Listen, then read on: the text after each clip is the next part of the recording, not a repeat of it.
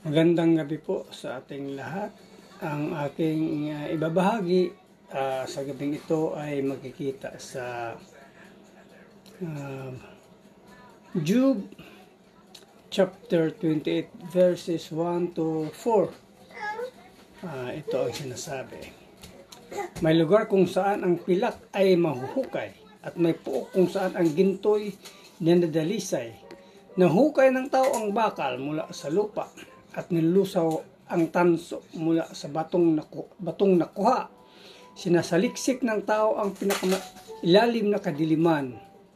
Dinagalugad pati ang kailaliman upang humukay ng batong yaman. Humuhukay ng malalim sa ilang at kabundukan na hindi pa naabot ng sinumang manlalakbay. Magmimina sila roon sa gitna ng kalungkutan. Yan lang po. Purihin ang Panginoon. God bless. Isang mapagpalang gabi po sa ating lahat. Ang aking isi-share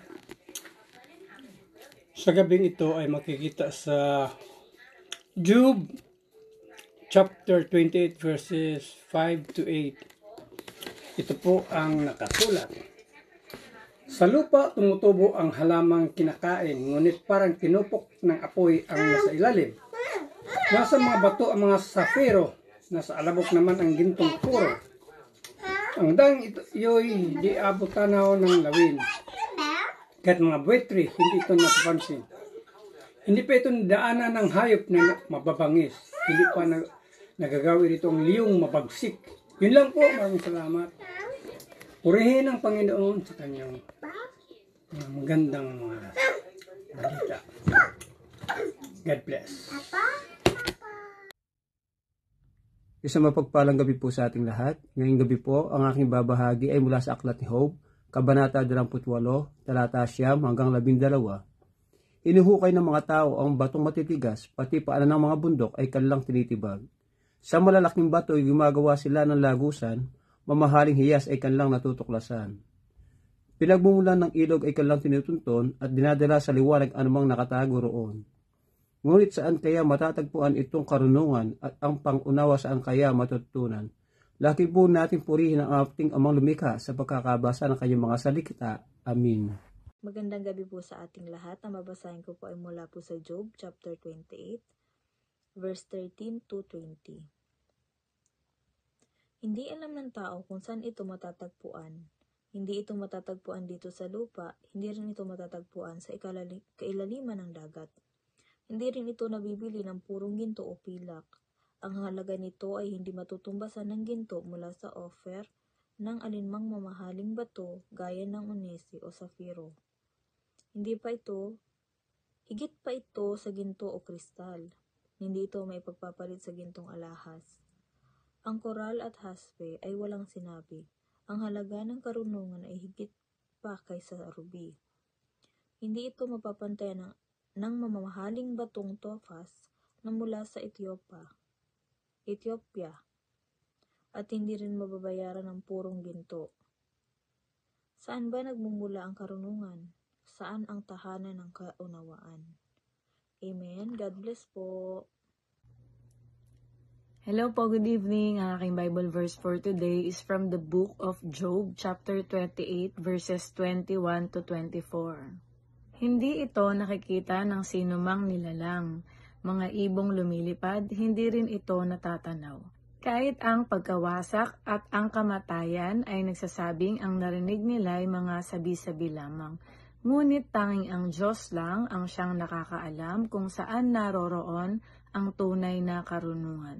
Pagkat nakikita niya ang bawat sulok ng daigdig, natatanaw niyang lahat ang nasa ilalim ng langit. Amen. Ang mabuting balita ng ating Panginoon.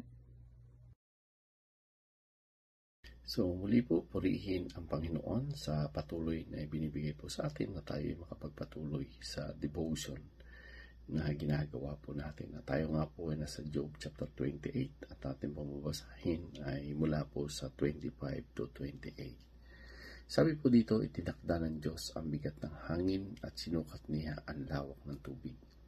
Siya nagtakda ng mga patakaran sa pagulan at ng daan ng kidlat.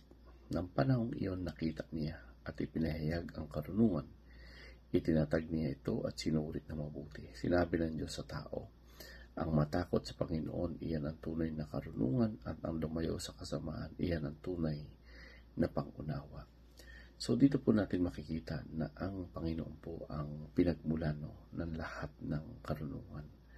Kumbaga wala po talaga sa tao yung karunungan, kundi kung ano man yung talino ng isang tao, ito po ay nagmumula sa Diyos, At ang lahat ng itinakda po ng Panginoon ay ito po ay talagang nasa kaayusan, sapagkat ang Panginoon po yung may gawa dito.